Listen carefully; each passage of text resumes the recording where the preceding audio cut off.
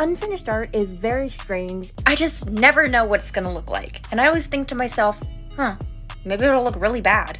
But I can't think like that because it's probably gonna be fine and I'm just overthinking it. But hey, another problem an artist faces.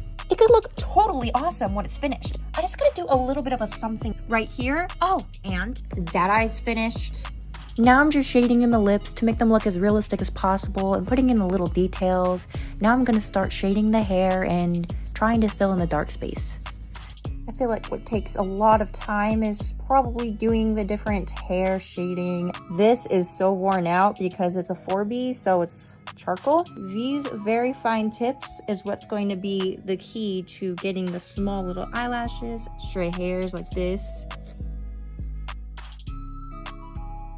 Now it's starting to look pretty good and you can kind of see where it's going. This is gonna take a little while. I just gotta put my signature and it'll be complete. There it is. I'm super excited with how it turned out. So my final piece of advice for everybody watching is don't get discouraged when you think it might not turn out what you want. You just have to keep going, put in your effort, put in the time, and it'll turn out great just like mine.